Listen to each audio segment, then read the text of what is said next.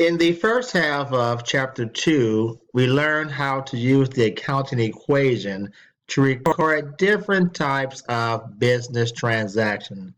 We've learned how to record these transactions, how to classify these transactions, and how to summarize them at the end of the accounting period.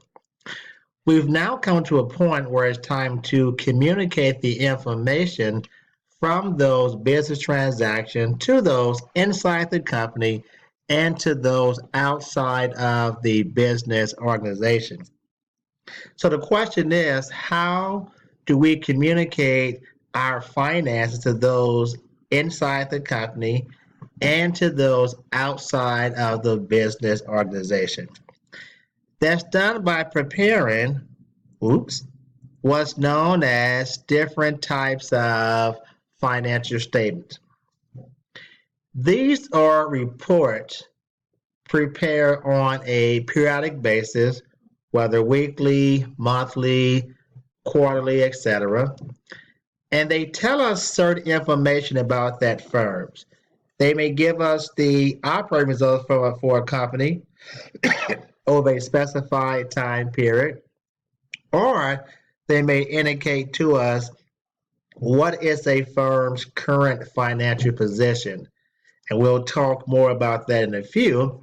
We're going to look at three different types of financial statements. The first is a statement known as an income statement. The income statement, also known as a profit and loss statement. This report shows the end results from all of our business transactions over a specified period of time. It will indicate to us how successful were we during that time period, meaning did we obtain a profit for that time period or did we incur a loss? The income statement has many names. It's sometimes referred to as the profit and loss statement, or it can be called the statement of income and expenses. Let's take a look at how to prepare the actual income statement. For any of your financial statements, first you have the heading to answer three questions: the who, the what, and the when. You're saying, who's the who? The who identifies the name of the company, Eli's Consulting Services. The what shows the type of financial statement, income statement, and the when determines the time period being covered by the statement. This income statement is for the month of December in the year of 2019. The income statement only lists two types of accounts. Those are revenue accounts and your expense account.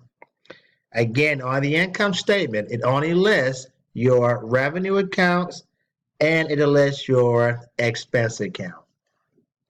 Notice on the revenue, we have an account title called Fees Income.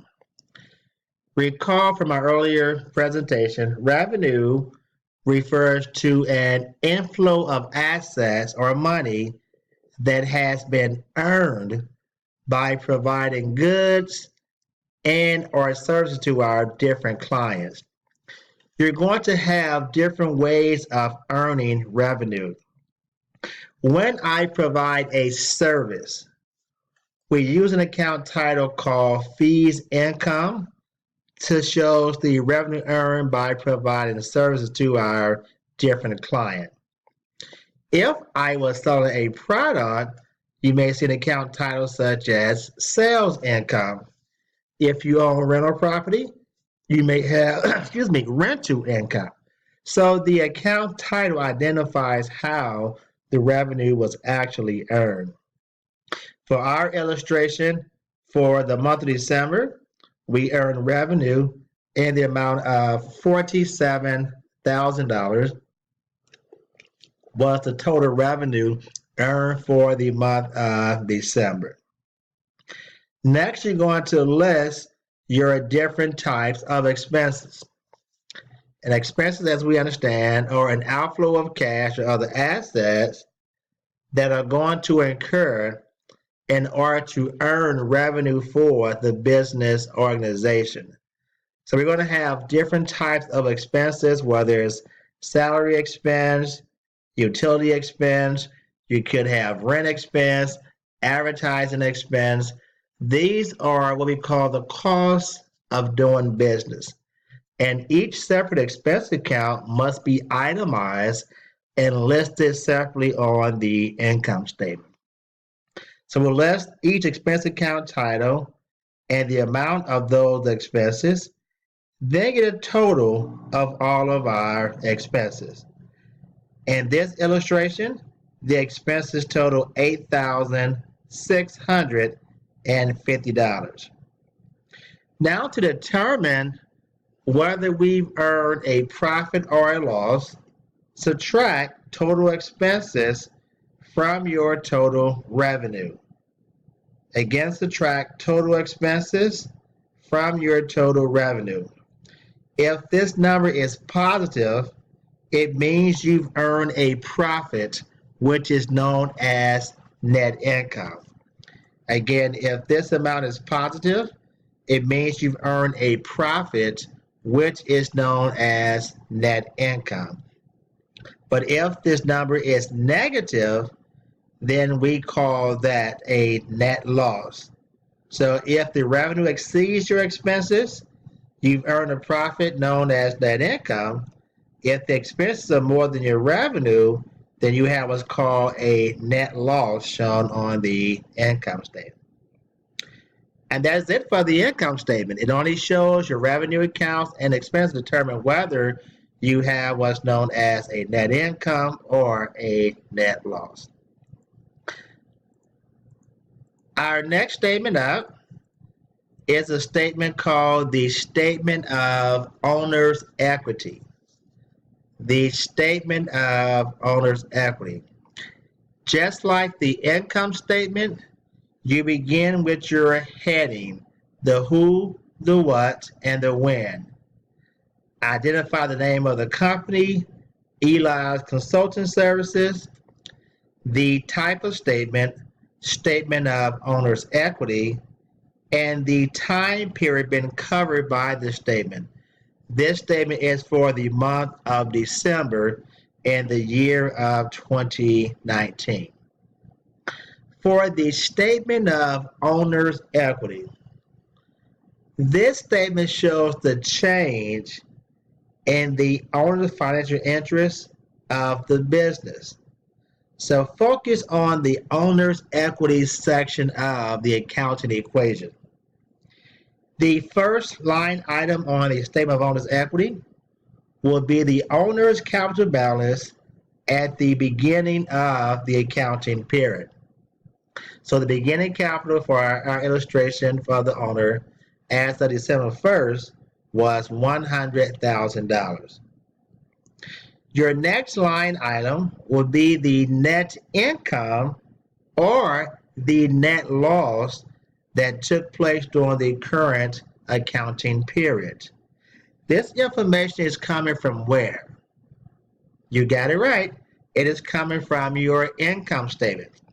The income statement tells whether a company had net income or a net loss for that accounting period. The net income or net loss is then transferred over to what's called the Statement of Owner's Equity. So in our example of our income statement, which was here, remember this? We had net income for $38,350. It is transferred over to our Statement of Owner's Equity. The third line item shows any withdrawals that were made by the owner during the course of the accounting period. So when the owner makes an investment into his or her business, it goes into their capital account. When they take money out of the company for personal use, that is known as a withdrawal. In our illustration, the owner withdrew $5,000 from the business for personal use during the month of December. Now here comes the calculation. You compare your net income against the amount of the withdrawals. You ask yourself, which is greater, the net income earned or the funds taken out for a personal expense known as withdrawals? In our case, we see here that the net income exceeds the withdrawal. So subtract the withdrawals from your net income to determine whether there was an increase or a decrease in the capital account. In this case, we're going to have an increase in capital because the amount of net income exceeds the amount taken out by the owner for personal use. So the increase in capital is $33,350. We're going to add the increase in capital to our beginning capital balance to get ending capital of $133,350, which means at the end of the accounting period, the owner has a net worth in his company, in this case for $133,350. Our last statement is a statement known as a balance sheet. The balance sheet is a snapshot of the accounting equation. It shows the assets of the company, the liabilities, and the owner's equity. And just like the accounting equation, the balance sheet should always be in balance. One thing to note, the balance sheet is not for a period of time, it is for a specific date. So this shows the account balances on a specific date. So you'll list all the asset accounts and get a total for your assets, list your liability accounts, and get a total for your liabilities.